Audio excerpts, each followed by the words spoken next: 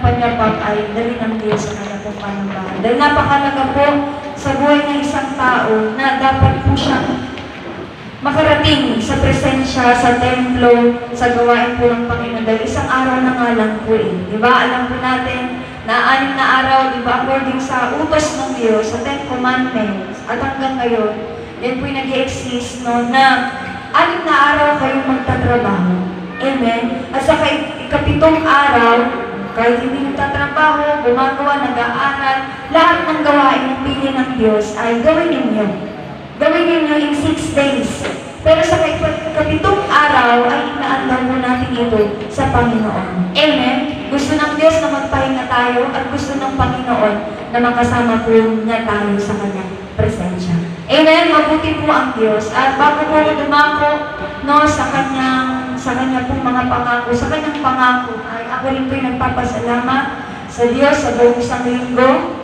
No, bagamat may bagyo, amen, umuulan, Panginoon, dahil nandun po ang pag-iingat ng Diyos, no, sa ating mga buhay, at sa ating pamilya, sa ating buhay. At tunay na nagagalak din po sa mga nakapagpasalamat sa Diyos. Dahil alam niyo, church, nandyan po sa ating pong pagpapatutuos, sa pagpapahayag po at pagpapasalamat sa Diyos, ay tunay na makikita po natin na kung gaano kabuti, gaano po, hello, alam mo yun, kapag mahal ang Panginoon sa ating mga buhay, na buhay ang Diyos na ating pong sinasamba sa church na ito.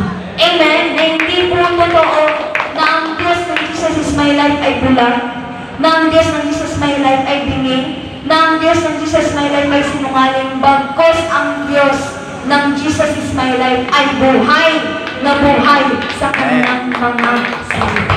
Hello? Makita natin na babasahin mo lang, aalamin mo lang, sisiyasalin mo lang, kung anong nilalaman ng salita ng Diyos ay wala pong kahirap-hirap. Amen? Natotoo po sa buhay ng isang Kristiyano na nakakatakot kung lalabas ka ng bahay na wala kang salita ng Diyos. Nakakatakot. Bakit po?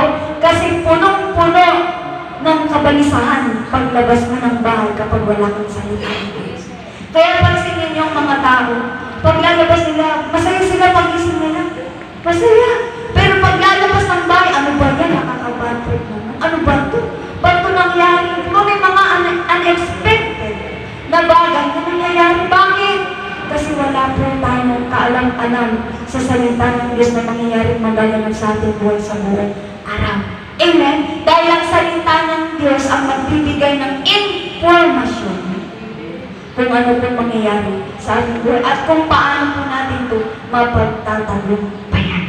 Amen? Kaya makipagbukas po ako sa inyo sa aklat ng Awit, chapter 34, verse 6 to 13. So, naniniwala po ako na sa maikli pong pangako, sa maikli pong salita ng Diyos, ay meron pong ipapahayag, merong sasabihin ang Diyos sa ating mga buhay. Ulitin ko po, makipagbukas po ako sa inyo sa aklat po ng Awit, chapter 34, verse 6 to 13, na sabi po, tayo ko po ang salita ng Diyos, Awit, chapter 34, verse 6 to 13, ang sabi po, tumatawag sa Diyos, hello, tumatawag sa Diyos ang walang pag-asa. Kaya pag wala tayong pag-asa, church, dapat hindi tao ang ating pong tinatawag una, kundi ang Diyos. Wala ka namang pag-asa, katawag ka pa dun sa taong wala rin pag-asa.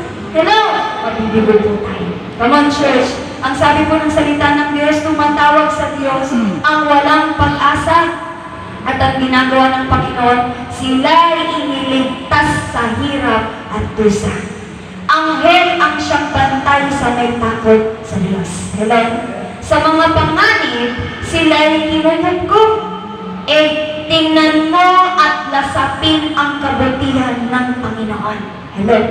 Tingnan mo at lasapin ang kabutihan ng Panginoon. Mapalad ang mga taong nananalig sa Kanya. Pag sinabi nananalig, nagtitiwala. Hello? 9. Matakot kayo sa Panginoon? O matakot kayo na Kanyang bayan? Hello? Nang makanta ninyo ang lahat ng bagay. Napakasimple lang po na maranasan na makamta po natin ang lahat ng bagay dito sa mundo. Yung ating mga pangailangan, yung ating magandang kinabukasan, yung ating kagalingan, yung ating, alam mo yun, yung solusyon ng mga problema, ng ating mga pamilya, ng ating buhay na sa Diyos po, lahat ng yan. Then, kahit mga leon ay nagugutom din. Sila'y nagkukulang sa hustong pagkain. Di ba? Kaya nga sila'y pumapatay ng mga hayop sa ano. Napapanood natin kasi nga, kahit sila ay nagkukulang. Amen? Ngunit ang sino mang kay Yahweh o sa Panginoon ay sumusunod o sumunod, mabubuting bagay sa Kanya hindi mauudlot. 11. Lapit, come on church. Ako'y dinggin mga kaibigan, mga kapatid. Hello. Kayo ngayon aking tuturuan na ang Panginoon o si Yahweh ay dapat sundin at igalan. Sinong may gusto ng mahabang buhay?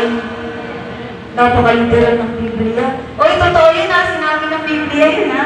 Nakalagay po mismo, literal na nakalagay ang salita na ang sabi, sinong may gusto ng mahabang buhay? Sinong may nais ng masaganang buhay? Sinong may gusto ng masaganang, ayaw ng gusto? Ayaw ng mahabang buhay, pero masaganang buhay, gusto po rin ng Panginoon. Hallelujah! Hello! Sabi po, sinong may gusto ng mahabang buhay, sinong may nais ng masaganang buhay, di na mo'y pigilan sa paghabi ng kasamaan. Hello! Ang sabi po ng salita ng Diyos, at sabi po sa katha ni David, church, sinong may gusto ng mahabang buhay, sinong may nais ng masaganang buhay, di na mo'y pigilan sa paghabi ng kasamaan. Pag sinabi mong paghabi ng kasamaan, ibig sabihin, yung lumalabas sa bibig mo, puro negative. Puro masama. Church, alam mo, pagsasalita ng masama ay kasalanan sa Diyos mo. Yung mga paninirang puri, yung pagsisinungaling, yung pagsasalita ng hindi totoo, kasalanan po sa Diyos mo. Kaya nga, church, alam mo, sa aking pagbubulay-bulay ng salita ng Diyos, na piruin nyo, ang sabi isinaad doon, na sino man daw kung sumusunod sa Panginoon, ang mabubuting bagay sa Kanya hindi mauubod. Ibig sabihin, yung mabubuting bagay na inunapala sa iyo ng Panginoon, kung yung bibig mo ay nag-iingat ka. Hello? Yun po pala'y lahat ng yun ay hindi madedelay. Walang ahadlang sa mga pagpapala sa lahat ng pangako ng Diyos sa ating buhay. Kagaya kanina sa pagpapasalamat mo sa Diyos. Di ba? Ang sabi doon, hindi niya nakikita na wala na siyang paninda.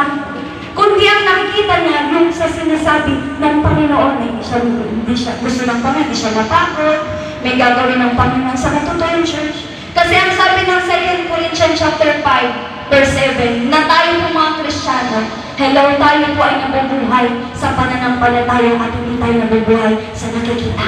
Ibig sabihin, church, na kung yung ating pong bibig ay pinipigilan natin na isalita, ihayag yung mga pangit na bagay na nakikita mo, church, lahat ng inihanda ng Diyos sa'yo ay makakamtan mo. Amen. Kasi ang sabi dun dun sa taste and see the good, di ba, the Lord is good, mararanasan mo, malalasan mo ang kabutihan ng Panginoon kung, hello, hindi mo kinukontra ang pangako ng Diyos. Sabi ng Diyos, pasasagalain ka niya, ang hirap naman ng buhay. Ang sabi ng Diyos, pagagalingin ka niya, ang sakit naman. Diba? Kagaya nito, church. Ngayon ko lang ito na-realize. Tuwing gigising ako ng umaga, lagi ko sinasabi sa mga nakakausap ko, pagod na ako. Pagod na ako. Hello, church. Lagi kong pinapanggil sa bibig ko, pagod na ako. Biruin mo, kakagising ko pa lang, wala pa akong ginagawa, napapagod na ako. Bakit? Yan kasi yung lumalabas sa aking bibig. Na siyang nangyayari at nagaganap sa aking buhay. Na ganoon din po sa aking buhay, church. Na tinuturuan tayo ng Panginoon na mag-ingat tayo sa ating pagsasalita. Bakit? Kasi ang sabi ng Kawikaan chapter 12 verse 14, church, kung ano man daw pong ating mga salita at gawa, basahin ko po. Ang sabi po ng Kawikaan chapter 12 verse 13, verse 14, ang kakamting ng tao, tao ka ba? Tanongin mo yung tatanungin, tao ka ba? Baka nagpapanggap ka lang ha? Baka hindi ka talaga tao ha? Church! Natatawa ko din sa mga bata yung pag sinabi, tao ba kayo? Sabi niya, oh, tawa mo. May baka mamaya nagtawa na rin ka ng tawa. Kasi ang sabi ng salita ng Diyos, ang kakamti ng tao ay batay sa gawa o salita. Kaya ibig sabihin, church, yung mga pangako ng Diyos, nakahanda na eh. Hello? Nakaparada na, kukunin mo na lang. Kaya lang, dun sa mga pangako na sinasalita, sinasabi ng Diyos sa Biblia, kinukontra mo. Kinukontra ng negative na pagsasalita mo. Na nahihirapan ka, napapagod ka, nagkakasakit ka, upo. Yan ngay nakikita mo yan, parang ito yung nakikita ko, church. Sinabi ng Biblia sa 2 Corinthians chapter 5 verse 7, church, ang mga Kristyano nagtitiwala na nanalig na nanampalataya sa Panginoon ay nabubuhay sa pananampalataya, hindi sa mga bagay na nakikita. Ibig sabihin, kapag sa pananampalataya ka nabubuhay, hindi mo nakikita yung mga pangit na nangyayari. Hello? Kung ibig sabihin, kung nabubuhay ka na nagtitiwala sa Diyos, yung mga nangyayari hindi mo gusto, hindi mo nakikita. Kundi ang nakikita mo, yung gagawin ng Diyos sa mga bagay na nakikita mo. Amen? Nakita niyo yan, church? Kaya alam niyo, walang kahirap-hirap talaga sa Panginoon. Kung ang ating buhay ay sinasalig lamang po natin, pinagtitiwala sa salita ng Diyos, walang kahirap-hirap. Tao lang po ang nagpapahirap sa kanyang sarili. Amen? Nasabi na ng Panginoon, hindi kita hahayaan magutom. Hindi kita hahayaan na mapariwara, mapahamak, mapahiya. Come on, church, ito yung mga pangako ng Diyos. Hindi ka niya hahayaan na malugmok, malungkot, mabigatan ng gusto sa buhay na ito. Kasi may salita ng Diyos. Na ang salita ng Diyos ang mag-aaliw sa'yo. Siya ang magkukumpon. Siya, hello, ang mag-aayos ng malimong pakiramdam, ng malimong kaisipan at ng malimong buhay. Amen. Kaya church, ang sabi ng salita ng Diyos, amen, na taste and see that the Lord is good. Taste and see that the Lord is good. Amen. Na makikita, nalasapin mo, na tingnan mo kung gaano kabuti ang Panginoon kung titigilan mo ang paghabit ng kasamaan sa iyong bibig. Yan po yung mga negative na pagsasalita na walang kapanampalatayang pagsasalita. Kinukontra natin yung pangako ng Diyos dahil doon sa mga kawalang kapanampalatayang pagsasalita. Na nahihirapan ka, nabibigatan ka, nanulungkot ka, nababaon ka. Hello, nade-depress ka. Kaya nga yun, sabi ko, oo nga, no? Na-realize ko talaga, paano ko napapagod? Wala pa akong ginagawa. Yung pala, dahil sa bibig. Dahil alam naman po natin, kung magbabasa tayo ng salita ng Diyos, ang bibig ay napaka-makapangyarihan. Napaka-makapangyarihan. At dahil din po sa pagsasalita, nabuo ang langit, ang mundo, ang lupa, na sinabi, binigkas lamang ng Diyos. Naalala sa Genesis? Amen. Sinabi lang ng Diyos, magkaroon ng langit at lupa, magkaroon ng ilaw. Diba? Nagkaroon. Walang ginawa ang Diyos. Church, nagbigkas lang siya. Kaya sa ating buhay, ang bigkasin mo yung kabutihan ng Diyos. Amen. Huwag yung mga pangit, purihin ng Panginoon. Hello! Parang sabi, mamamatay na ako. Sabi mo naman, mabubuhay ka. Kasi parang mamamatay na ako. Pag namatay ka talaga, ewan mo na lang. Hindi ako magtataka. Hindi ako magtataka. At hindi tayo magtataka kapag yung mga binibigkas ng ating bibig ay nangyayari at nagaganap sa ating buhay. Bakit? Puro mali kasi binibigkas mo. Dapat ang binibigkas yung lahat ng pangako ng Diyos. Amen? Naruwan po ba natin, church? Church, ulitin po. Paano malasap at makita po ang kabutihan ng Panginoon, ayusin mo yung pagsasalita mo. Ang isalita mo yung kabutihan ng Panginoon na isinaad sa salita ng Diyos. Magbasa ka ng Biblia, paano malaman? Amen! Palakpakan po natin